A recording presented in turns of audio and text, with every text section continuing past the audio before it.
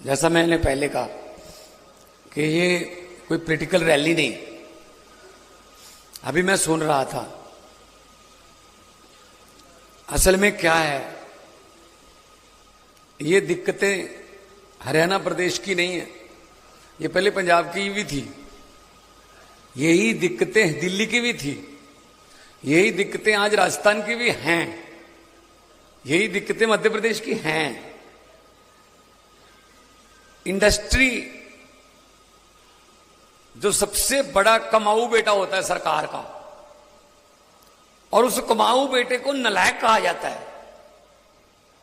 उस कमाऊ बेटे को कई नाम दिए जाते हैं, टैक्स चोर है, ये खा गए लूट के, ये वो। अरे भाई साहब, जो इतने लोगों को रोजगार देते हैं उनके साथ बात तो कभी कर लो, बात ही नहीं करते। व्यापारी लोग, आप लोग, थोड़ी सच्ची और कड़वी बातें करूंगा मैं, आपको अच्छी भी लगेंगी। मैं सोचता था ये व्यापारी लोग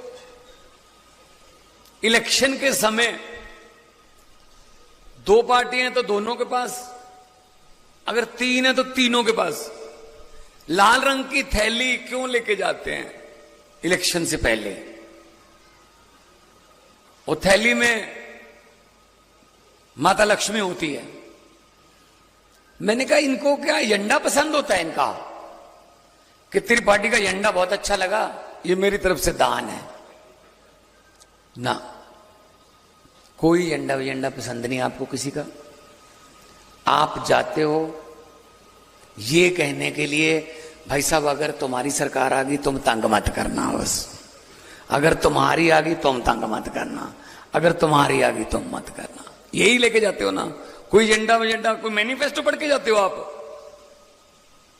हद है। मैंने कहा यार सरकारें कमाल है, सरकारें तंग करने के लिए बनती हैं, सरकारें तो सहूलतें देने के लिए बनती हैं।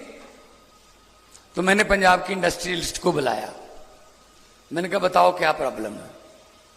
उन्होंने इतनी प्रॉब्लम बताई, इसमें से इस एनओसी को इस एनओसी से जोड़ के, इस एनओसी से लेके ये फिर मुझे पता चल गया कि बोलने को तो सिंगल विंडो होती है, लेकिन उस विंडो के अंदर बहुत सी विंडो होती हैं। ये देखो ना, यहां से तो एक ही विंडो है ना आने में, आगे देखो कितनी विंडो है। मैं कहता हूं पंजाब में हमने लागू किया सिंगल विंडो सिंगल पेन, एक ही पेन से होना चाहिए काम। सिंगल विंडो पे अपने कागज पकड़ाए, एक पेन ने साइन किए, उसी पेन पे ही खत्म हो जाना चाहिए काम।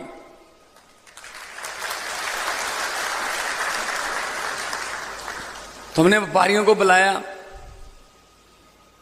उन्होंने बहुत सी सुझाव दिए, पॉलिसी हमने अपनी उनके मुताबिक बनाई। आपके दोस्त होंगे पंजाब के व्यापारी, पंजाब में बहुत बड़े बड़े व्यापार हैं, हीरो है, वर्धमान है, मोंटी कार्लो है, क्लास है, सोनालिका है, स्वराज है, टाटा स्टील है, समर्था टेक्सटाइल है, समर्था आ रहा है अभी, बर्बियो है, फ्रेडनबर्ग है, जर्मनी की कंपनी है, कारगिल है, गोदरेज है, हिंदुस्तान लीवर है। मेरे ख्याल में यहां के मुख्यमंत्री को इतनी कंपनियों के नाम नहीं पता होंगे। नाम से क्या लेना है, काम बताओ जी, बस बता जो मर्जी आ जाओ बस। उनको एक एक पैसे का अगर इंसेंटिव देंगे, एक पैसे के इंसेंटिव से भी करोड़ों का फर्क पड़ जाता है। पंजाब सरकार ने पहले बिजली हम सस्ती देते थे,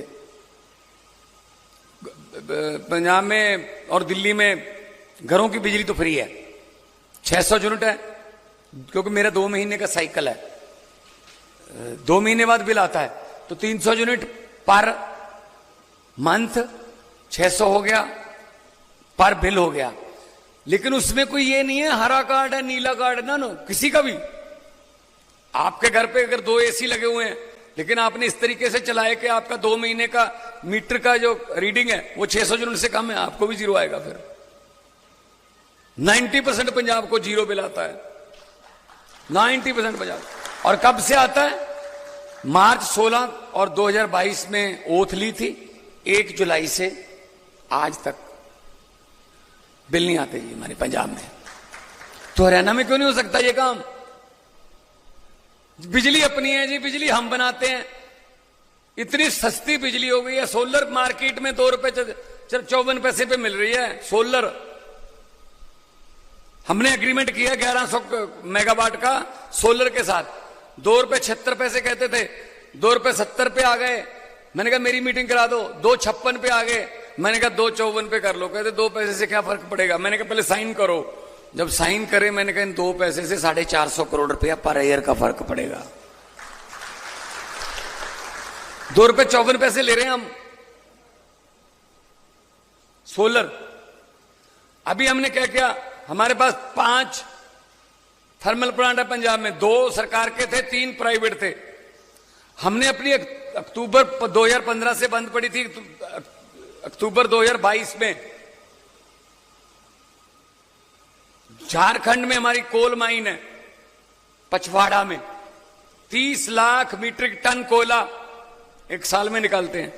लेकिन सेंटर का एक रूल है कि वो कोयला सिर्फ तुम सरकारी थर्मल प्लांट में ही यूज कर सकते हो, प्राइवेट को नहीं दे सकते।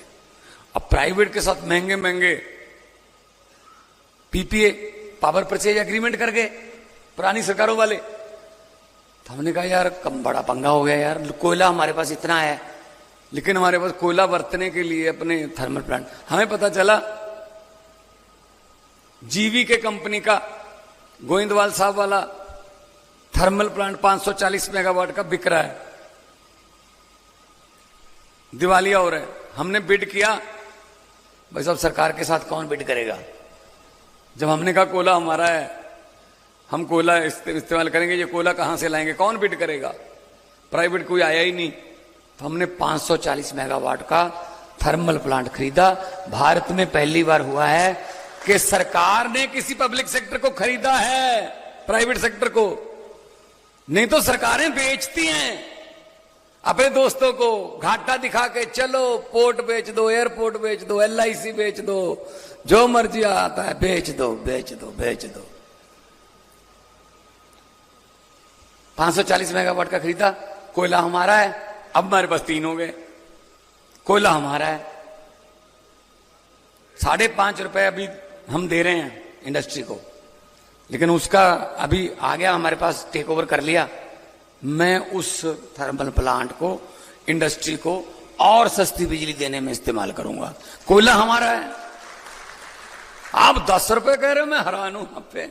10 रुपए में आप कैसे चला रहे हो? मैं 5.5 से भी कम करने के बारे में सोचूंगा। अभी आने वाले दिनों में विधानसभा सेशन आ रहा है हमारा। 10 रुपए आप दे रहे हो और घर का बिजली का बिल दे रहे हो, तो ये आपके इधर भाई साहब दिल्ली है, इधर पंजाब है, थोड़ा उनसे पूछ लीजिए। दोनों तरफ पंजाब का आम आदमी पार्टी की सरकार है। इधर वालों से दोस्ती है तो इधर वालों से पूछ लो, इधर वालों से दोस्ती है तो इधर वालों से पूछ लो। ये तो नहीं झूठ बोल रहा मैं। तो इनका हमने इंडस्ट्री के लिए बहुत सी छोटे दी। अब जैसे एक है अनयूटिलाइज्ड पावर, जो बिजली आपने यूज नहीं की उसका भी बिल आता है। मैंने कहा ये क्या है यार। कहते ही जितना इन्होंने किलोवाट लिया है अगर इन्होंने यूज नहीं किया तो इसको बिल आएगा। मैंने कहा यार जो यूज ही नहीं किया इनको क्यों बिल आएगा भाई। क्या पॉलिसियां बना रखी हैं यार आप लोगों ने। इसको ये व्यापारी को तंग करो। अच्छा फायर का, आज फायर की आपने क्लियरेंस ले ली, अगले साल फिर लो, उसके अगले साल फिर लो। बिल्डिंग वही है, कोई देखने नहीं आता कि फायर का कुछ अंकर है या नहीं। बस वही है कि हाँ भाई दे दो, हमारे पास आते रहो, आते जाते रहा करो। बस ये बनाया हुआ है बाबुओं ने, आते जाते रहा करो। तो हमने सीधे ही कर दिया एक बार पंजाब में आप एक बार इंडस्ट्री के लिए फायर का ले लोगे, 3 साल आपको जरूरत नहीं है, 3 साल बाद बात करेंगे। एक और हमने कमाल का आइडिया निकाला है जो आपको पसंद आएगा। हरियाणा में अगर हमारा सरकार बनती है, कोई हमारा डिसीजन मेकिंग पेन आता है तो ये लागू करेंगे। दिल्ली में कर रहे हैं, पंजाब में कर चुके हैं। हमने स्टैंप पेपर की कलर कोडिंग कर दी। स्टाम्प पेपर जो है ना, उनके रंग बदल दिए। आपने, आप में से किसी ने, ये मेरे पास नाम पढ़ रहे हैं, बांसल साहब ने, धनराज बांसल जी ने राजपुरा में इंडस्ट्री लगानी है, तो उनको पहले जमीन खरीदने की जरूरत नहीं है। वो जमीन पहले आइडेंटिफाई कर ले कि हां जी ये जमीन मैंने खरीदनी है और मुझे बेचने के लिए तैयार है बंदा, तो आपने रजिस्ट्री नहीं करवानी है। आपने वो इन्वेस्ट पंजाब के पोर्टल पर आ जाओ, या फिर हमारा चंडीगढ़ एयरपोर्ट के चौक पर हमारा इन्वेस्ट पंजाब का ऑफिस है, वहां आ जाओ, हमें बता दो वो जमीन का खसरा नंबर, फर्द नंबर बता दो एक बार, आप आराम से बैठ जाओ।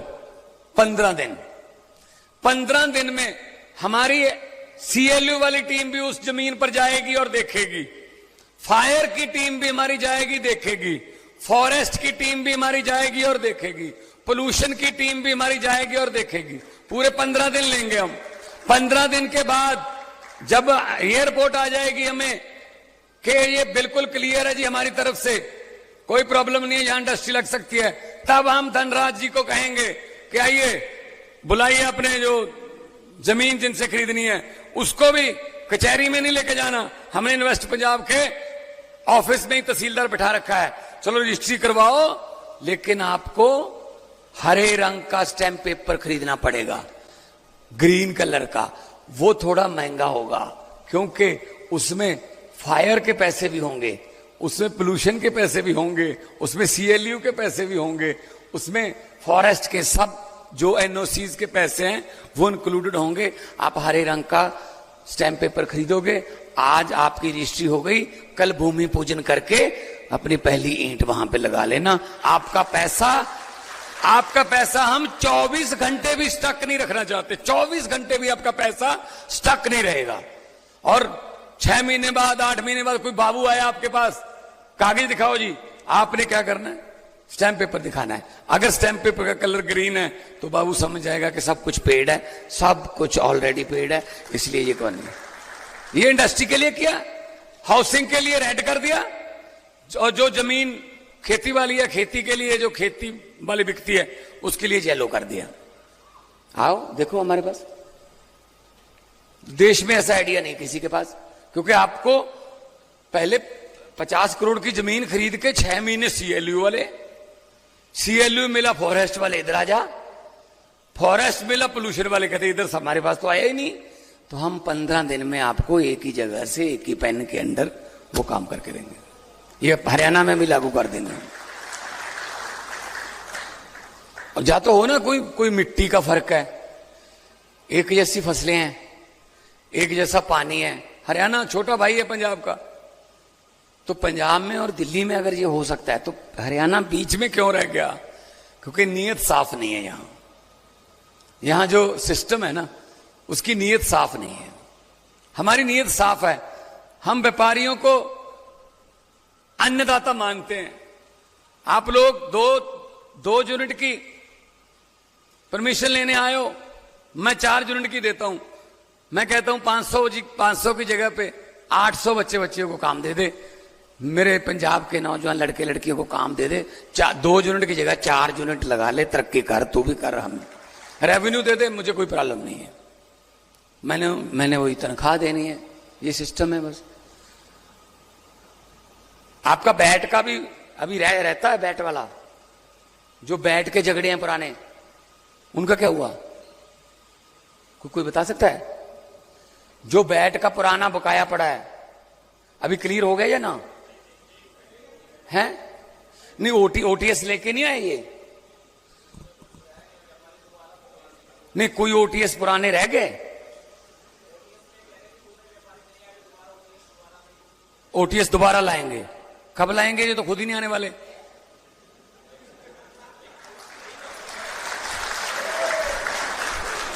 दोबारा लाएंगे। अभी तक हल कर देना चाहिए था, हमने पंजाब में कर दिया। मेरे से तो पहले बनी हुई है सरकार आपकी, 10 साल हो गए, मुझे तो 2.5 साल ही हुए ना। इनको पता होगा कि ओटीएस का, बैट का ओटीएस क्या होता है, इनको पता होगा? नहीं पता होगा जनाब। ये धरती के आदमी नहीं है, ये तो बस 1-2 बंदों को जानते हैं, वही व्यापारी है इनके लिए, तो बाकी कोई व्यापारी नहीं है। हमने पंजाब में बैट पे ओटीएस लाया, करोड़ों रुपए खजाने में भी आ गए, और तलवार भी जो लटकती थी वो भी ठीक हो गई कि चलो ठीक है यार करो। बैट कब से खत्म हो गया, लेकिन उसका बकाया खड़ा है। ओटीएस ला के जितने होता है व्यापारियों में करो यार। 1 लाख वाला कहता है जी 60,000 ले लो यार, 60,000 40,000 उसको माफ कर दो, फिर क्या होता है? 60,000 तो आएगा गवर्नमेंट के पास, वैसे भी तो पड़े है झगड़े में। क्यों झगड़े में रखते हो? उसको भी तलवार लटकी हुई है, मुझे कोई नोटिस ना आ जाए इनकम टैक्स का, मुझे भी ना। ऐसे जीएसटी का है। तो मैं पूरा मैं फाइनेंस की पूरी एक बात बता के जाऊंगा मैं आपको। आज मैं पॉलिटिकल भाषण नहीं दूंगा, मैं सिर्फ फाइनेंस पे बोल रहा हूं कि इन्होंने हालत क्या कर रखी थी, कुछ पता ही नहीं इनको। कई बार ओटीएस दे के गवर्नमेंट को 500,000 करोड़ का फायदा हो जाता है, लेकिन ना लोगों को राहत देते हैं, ना ही खुद पैसे लेते हैं। वही 400-500 करोड़ से मैं कितने बच्चों को रोजगार दूंगा, कोई नए स्कूल खोलूंगा। अच्छा, फिर सीएसआर का पैसा कहां जाता है? तो नहीं, सीएसआर का पैसा इन्होंने अच्छी जगह लगाना होता। सबसे पहले मैंने रूल कर दिया पंजाब में, सीएसआर का जो पैसा है उसका 25% फोकल पॉइंट की और आपके इंडस्ट्री एरिया की सड़कों पर लगेगा और सीवरेज पर लगेगा। तो आप सीएसआर ज्यादा दोगे, क्योंकि आपको पता है कि ये सीएसआर हम पर ही लगेगा यार। हमारी सड़कें ठीक है, आपकी जर्मनी की कोलैबोरेशन के साथ कंपनी चल रही है, जर्मनी से गोरा आया कोई, आप उनको इंपोर्ट करते हो। वो गोरे ने कहा कि मैंने देख रही है कहां बनाते हो। गाड़ी तो आपके पास भी बीएमडब्ल्यू है, मर्सिडीज है, कोई ऐसी बात नहीं, लेकिन आप गोरे को बिठा के जब इंडस्ट्री एरिया में फैक्ट्री में लाते हो ना, तो आपके दिल में एक थोड़ा सा वो रहता है, यार ये क्या सोचेगा, यार सड़कें कैसी हैं, ये क्या सोचेगा, हाँ यहां इंडस्ट्री लगा रखी है, ये तो रहता है ना हमारे दिल में। देश का भी रहता है ना यार, ये मेरे देश का क्या जाएगा यार मुंह महांद्रा यहां से, कि यार क्या सोचेगा यार ये। तो यार सड़कें जो आप करोड़ों का सीएसआर देते हो, तो आप पर क्यों नहीं लगता? वो कहां लगता है फिर ये बताओ? कुछ स्कूलों पे लगता हो, कहीं अस्पतालों पे लगता हो, कहीं ना कहीं से तो वापस आए ना। लोगों का टैक्स किसी न किसी रूप में वापस तो आना चाहिए ना, नहीं आता। आपने पूछा है बिजली का, वो तो पता चल गया बिजली का, तो मैं तो हैरान रह गया, 10 रुपए में आप कैसे सर्वाइव कर रहे हो। और मेरे वाले, हाँ पंजाब में आ जाओ, अभी मैं बॉम्बे गया था, आ रहे हैं, सिफी आ रहा है, सीएट टायर आ रहा है, हिंदुस्तान लीवर आ रहा है, टाटा मेरे पास पहले ही आ रहा है, जिसमें जमशेदपुर के बाद 2nd बिगेस्ट इन लुधियाना हो गया, उनका सारा काम चल रहा है। ग्रासिम पेंट्स है मेरे पास, मैं ऐसे गिन देता हूं भाई साहब। मैं पंजाब को दिल से प्यार करता हूं, मैं पंजाब के व्यापारी को भी करता हूं, मैं पंजाब के किसान को भी प्यार करता हूं, मजदूर को भी करता हूं, मैं स्टूडेंट को भी करता हूं, मुलाजिम को भी करता हूं। सर्कल है ये, सर्कल चलेगा तो सर्कल चलेगा, तो ऐसे कैसे चलेगा? अभी मेरा डबल इंजन, अभी हमारा एक इंजन खराब हो गया बीच में से, फिर नया इंजन, कौन से इंजन यार। अभी तो अर्बन डेवलपमेंट है, माननीय खट्टर साहब के पास, अभी तो अर्बन डेवलपमेंट देश का है। अब कर दें, ठीक, अब तो कर दें, पहले चलो 10 साल में नहीं कर पाए, अब कर दें। लोकल गवर्नमेंट, अर्बन डेवलपमेंट, ये तो सारा इंडस्ट्री होगी, ये सारा सिस्टम ही इन्होंने ना ऐसे असल में चूस लिया। वो क्या है ना, हम लोग भी क्या करते हैं ना, असल में ये समझ गए हमको जनता के ना, ये हिप्नोटाइजर बन गए सारे। ये समझ गए जनता को कि जनता के मेमोरी खास नहीं है, जनता की जल्दी भूल जाती है। आखिरी साल, इलेक्शन वाला साल, बस आखिरी 2 महीने थोड़े से लॉलीपॉप दे दो, लोगों को वही याद रहते हैं। पहले वाले 5 साल बिल्कुल याद नहीं रहते, क्या हो गया था, कब हुआ था, कहां कहां लूटा था। एक किसी घर में लड़की की शादी थी, परिवार वाले अच्छे खासे अमीर थे, जिम्मेदार थे, शादी करेंगे धूमधाम से, इकलौती बेटी है, लाडली बेटी है, तो उसके लिए गहने, सोने के जेवरात, चांदी के बड़े बड़े सोफे, बड़े बड़े शैंडलियर, बड़े बड़े टीवी सेट, ये वो रख लिए। कल बारात आनी थी, आज शाम को डाकुओं को पता चल गया कि इस घर में माल है। वो ट्रक लेके आ गए, ट्रक बैक किया, सब सोफे साफे, सब बेड शेड जो भी थे, शैंडलियर, झूले, सोने के गहने, परिवार वालों को, लड़की के परिवार वालों को एक कमरे में बंद करके बाहर से कुंडी लगा के ट्रक में भर लिया। जब चलने लगे, अब ये सोचना अब कि हम कैसे इनके लॉलीपॉप में आ जाते हैं जो 2 महीने पहले करते हैं ना ये।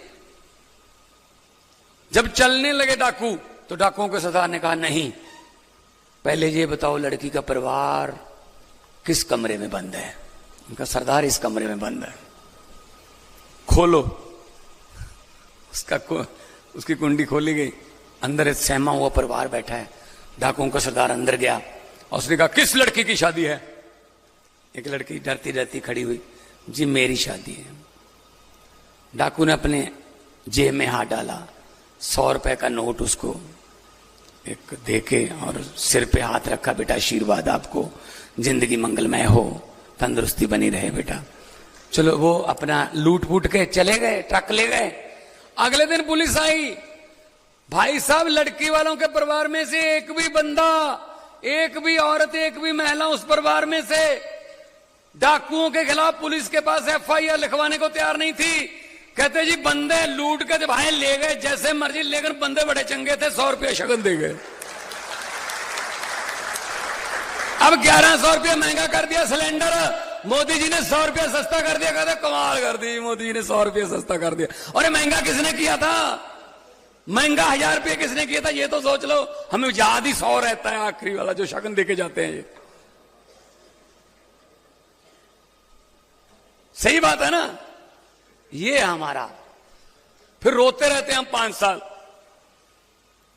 अच्छा, खास तौर पे पढ़े लिखे शहरों में वोटिंग होती है 50%, 52%।